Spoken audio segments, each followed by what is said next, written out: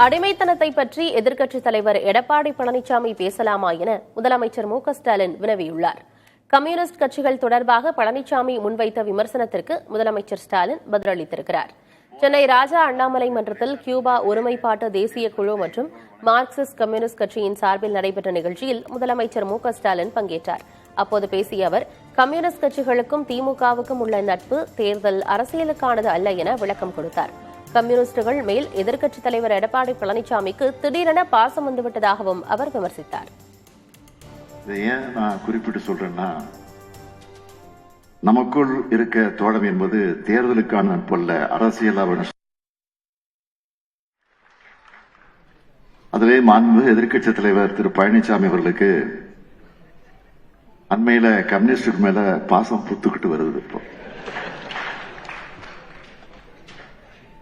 நாட்டில் யார் யார் எதை பேசுறதும் இல்லை, கண்டவெல்லாம் பேச ஆரம்பிச்சுட்டாங்க.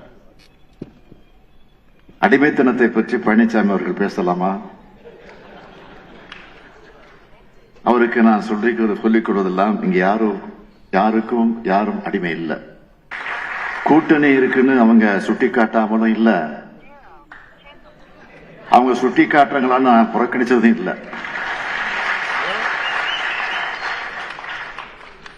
ஏன்னா எங்கெல்ல பாதி கம்யூனிஸ்டுகள். என்னுடைய பேரே ஸ்டாலின். தமிழகத்தில் திமுக ஆட்சியில் 204 பள்ளிகள் மூடப்பட்டுள்ளதாக அதிமுக பொதுச் செயலாளர் எடப்பாடி பழனிசாமி குற்றம் சாட்டியுள்ளார். கிருஷ்ணகிரி மாவட்டம் பர்கூரில் பரப்புரை மேற்கொண்ட அவர் இவ்வாறு பேசினார். இன்றைய தினம் பார்த்தீங்கன்னா பல ஆரம்ப பள்ளிகள் மூடப்பட்டதாக எங்களிடத்தில் செய்தி. சுமார் 204 கருதுறேன். இன்னைக்கு கூட பத்திரிகையில் வந்திருக்கும். 204 பள்ளி அரசு பள்ளிகள் மூடப்பட்டு விட்டது. ஆக இந்த ஆட்சி வந்த பிறகு புதிய பள்ளிகள் திறப்பதற்காக ஏற்கனவே அனைத்து இந்திய அண்ணா திராவிட முன்னேற்ற கழக ஆட்சியில் திறக்கப்பட்ட பள்ளிகள் அதை மூடவிழா செஞ்சதுதான் இந்த ஆட்சியுடைய சாதனை. ஏன் அங்க இருக்கின்ற மாணவர்களை அதிகப்படுத்தி அங்கே ஒரு கல்வி அந்த ஆரம்ப பள்ளி தொடர்ந்து செயல்படுவதற்குண்டான நடவடிக்கை எடுக்கப்பட்டிருக்கணும். ஆனா எடுக்கல. இன்றைக்கு அந்த அளவுக்கு கல்வி தரம் குறைந்து விட்டது. இன்றைக்கு அரசு மீது நம்பிக்கை இல்லை. அதனாலதான் இன்றைக்கு எவ்வளவு பள்ளி அரசு பள்ளிகள் மூடப்பட்டுகின்றன. மீண்டும் அனைத்து இந்திய அண்ணா திராவிட முன்னேற்ற கழக ஆட்சி அமைக்கின்ற பொழுது எந்தெந்த பள்ளி மூடினார்களோ அந்த பள்ளியெல்லாம் திறக்கப்பட்டு அந்த பகுதியில் சுற்று வட்டாரத்தில் இருக்கின்ற மாணவர்கள் சேர்க்கப்பட்டு நல்ல கல்வியை கொடுப்போம். அன்புமணி கூட்டிய பாமக பொதுக்குழு செல்லாது என தலைமை தேர்தல் ஆணையத்திற்கு பாமக நிறுவனர் ராமதாஸ் கடிதம் எழுதியுள்ளார். இதுகுறித்து பாமக செய்தி தொடர்பாளர் எழுதியுள்ள கடிதத்தில், நிறுவனர் ராமதாஸ் கட்சியின் புதிய தலைவராக கடந்த மே 30ஆம் தேதி பதவியேற்றார் என சுட்டிக்காட்டப்பட்டுள்ளது. எனவே தலைவர் பதவியில் நீடிக்க அன்புமணிக்கு உரிமையில்லை என்று கூறப்பட்டுள்ளது. நிறுவனர் அனுமதியின்றி தமக்கு தாமே நிர்வாக தலைவர் என்று தம்மை தாமே அன்புமணி அறிவித்துக் கொண்டிருப்பது கட்சியின் விதிமுறைகளின்படி செல்லாது என்றும் தெரிவிக்கப்பட்டுள்ளது. எம்எல்ஏக்கள் உட்பட கட்சியின் முக்கிய தலைவர்கள் நீக்கப்பட்டது குறித்து தேர்தல் ஆணையம் பிற அதிகாரிகளிடம் புகார் அளிக்கப்பட்டிருப்பதாகவும் குறிப்பிடப்பட்டுள்ளது. பொதுக்குழு நிர்வாக குழுவை அன்புமணி நடத்தியது தவறான செயலாகும், அவை செல்லாது என்றும் கூறப்பட்டுள்ளது. இதற்கு எதிராக அவர் மீது கடுமையான நடவடிக்கை எடுக்க வேண்டும் என தேர்தல் ஆணையத்திற்கு பரிந்துரை அளிக்கப்பட்டுள்ளது. நிர்வாக தலைவராக எந்தவித அதிகாரமும் இன்றி செயல்படுவதோடு கட்சியை முடக்க நினைப்பதாகவும் குற்றம் சாட்டப்பட்டுள்ளது. அன்புமணியின் செயல் நிறுவனர் தலைவரின் அதிகாரத்துக்கு எதிரானது என்றும் செய்தி தொடர்பாளர் அறிக்கையில் கூறப்பட்டுள்ளது.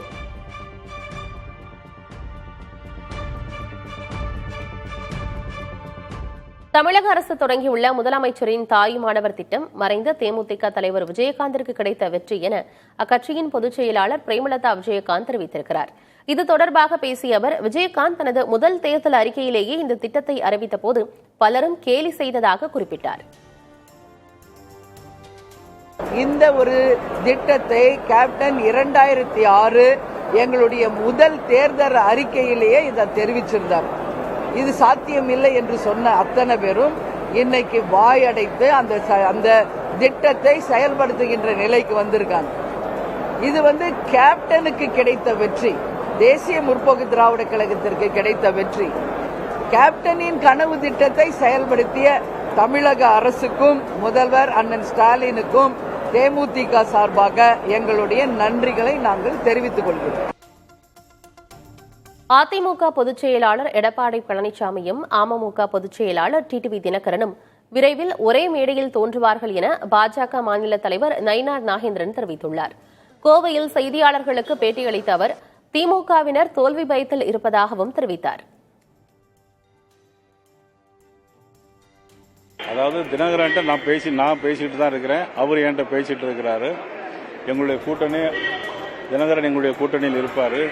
நீங்க நினைக்கிற மாதிரி வெகு தேர்தலுக்கு நாள் இருக்கு, ஆனால் வெகு விரைவில் எல்லோரும் ஒரே மேடையில் ஏறுவார். திராவிட முன்னேற்ற கழகம் கூட்டணியில் வலுவா இருக்கிற மாதிரி ஒரு மாயையை கிரியேட் பண்ணிட்டு இருக்கிறாங்க.